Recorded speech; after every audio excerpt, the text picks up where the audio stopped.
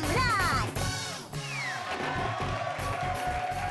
Break नंतर पुन्हा एकदा सुरू करूया आपला रॅपिड फायर राऊंड. आपल्या आवडत्या कार्यक्रमात ज्याचं नाव आहे क्लोजअप. आता येत आहेत आपले पुढचे स्पर्धक एका मागोमाग एक. अजित कुमार कोष्टी आणि विजय कुमार चव्हाण.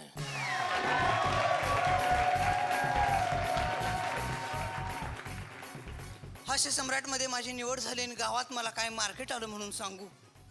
अशी गावातली सगळी दोस्त माझ्या भोवती घराकडं. ते नवीन लग्न झालेली नवरी असते की नाही, ती अशी येऊन मध्ये बसते आणि मग ती असं दोस्त आणि मग तिला प्रश्न विचारतात, काय ग तुझा नवरा कसा? मग ती म्हणते ते ना, आणि मग तुझी सासू कशी? ती आणि मग तुझं हे कसं झालं ते कसं झालं असतं की नाही, तसं माझं झालं. मी मध्ये आणि सगळी दोस्त मला म्हणली, होय रे तू एवढं असं बोलतेस लाजत लाजत, आणि तुला कसं काय घेतलं र? मी म्हटलं घेतलं नाही. म्हटलं सिलेक्शन कसं झालं तुझं? मी म्हटलं माझी पहिली सिलेक्शन झालं म्हटलं कोल्हापूरला. नाव पुकारलं की आपण आत जायचं. आत गेलं की आत तिघ असतात. तिघ मग त्यांच्या पुढं सांगायचं, करून दाखवायचं. म्हटलं तिघांच्या पुढं होय म्हटलं. आणि म्हणतात 30 सेकंदात आम्हाला हसवायचं. 30 सेकंदात हसवलं नाही तर म्हणतात कळवतो तुम्हाला. मग आपण काय विचारायचं नाही कवा कळवता म्हणून, आपलं आपण ओळखायचं. मग आम्हाला पुढच्या फेरीत मुंबईला नेतात. मुंबईला आम्ही जातोय, अजून हॉलच्या दारात आहे तवरच आम्हाला म्हणतात तुमच्यातली आज निम्मी बाहेर जाणार आहेत म्हणून. बाहेर म्हणजे हॉल बाहेर नव्ह, घराकडं. मग तिथनं गोरेगावला दोघं असतात. ती तिघं बरी म्हणायची, खरं दोघं नको. आम्हाला आधीच सांगितलेलं असतंय, ज्यांनी हसत्यात त्यांनी अनासपुरे, आणि ज्यांनी हसत नाहीत त्यांनी नायगावकर काका. माझ्या वेळेला दोघं बी हसले नाहीत, दोघं बी नायगावकर काकाच होती. म्हटलं मग त्यांनी म्हणतात तुमचं खुळखुळ झालं, फुसफुस झालं. फुसफुस झालं म्हणलं की ओळखायचं. बहीण नारळ घेऊन आलीच.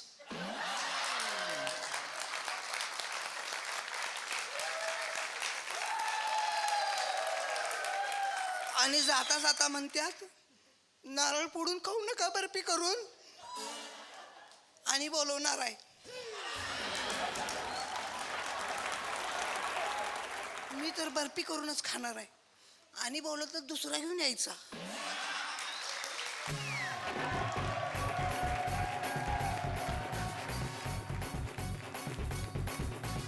मित्रांनो, नाना पाटेकरने एक सलून टाकलाय आणि तिकडे एक फॉरेनर येतो, ब्रिटिश मॅन येतो. मी सर नानाला विचारलं, नाना तुम्ही आणि सलून का तुला त्रास झाला? नाही असंच ते नाही, लहानपणापासून वस्तारा खिशात ठेवायचो मी, वसुलीला बाहेर काढायचो, नंतर निर्मात्यांकडे वसुली, आपलं असंच चालतं.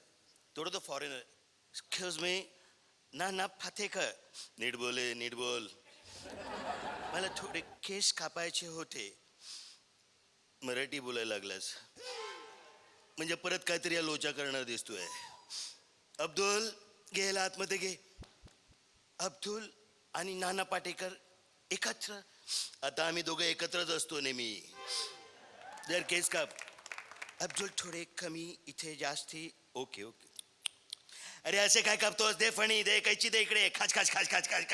व्हॉट इज दिस? खाच चोप रे. हे काय केस कापले? इथे जास्ती ठेवले तुम्ही.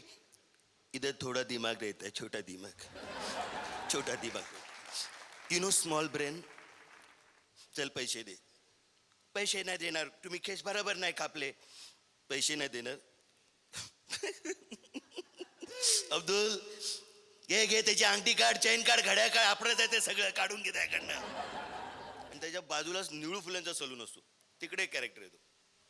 नमस्कार निळू भाऊ, नाही जरा केस कापायचे होते. आता सलून म्हटलं की केसच कापतात, मुंडे कापत नाहीत. बस नाही निळू भाऊ, मी जरा स्टाईल करायची होती. आपल्या सलून मध्ये स्टाईल बिल काय होत नाही बाबा, डायरेक्ट दहाव्याचे केस कापले जातात. तुला स्टाईल देणार, 2 स्टाईल देणार, शेंडी ठेव की भवरा ठेव तेवढंच सांग मला. निळू भाऊ एक प्रश्न विचारू का? विचार बाबा विचार. आताच्या काळात फक्त आम्ही प्रश्न विचारायचे आणि मंत्र्यांनी उत्तरं द्यायची, कार्य काय नाही. मी तुला एक उदाहरण सांगतो. मी आणि माझा ड्रायव्हर गाडीने चाललो होतो, तर रस्त्यात एक नागडा उघडा भिकारी आला, लई वाईट वाटलं. अशी माणसं बघितली की माझ्या काळजाचं पाणी होतं बघा.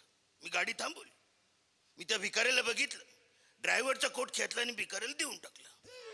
आता कोट मिळाला म्हणून भिकारी खुश, दान पुण्य झालं म्हणून ड्रायव्हर खुश. आम्ही दोघांचं भलं केलं, आम्हाला याच्यात काय नको. नाही मी प्रश्न विचारला. नाही मी लहानपणापासून केस कापतोय, पाटावर कापले, सलूनमध्ये कापले, 5 स्टार हॉटेलमध्ये कापले. एक कॉमन पाहिलं की पांढरा कपडा गळ्यापासून असं अंगावर टाकतात, मग केस कापतात. त्याचं कारण काय? लई भारी प्रश्न केलास.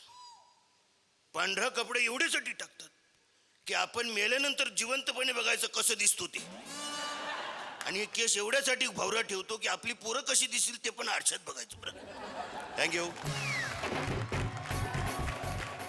मुलीपासून खळखळाटापर्यंत ज्यानं मराठी कार्यक्रमात घडवली क्रांती, त्या क्लोजअप हास्य सम्राट म्हणून घेऊया एक छोटीशी हास्य विश्रांती.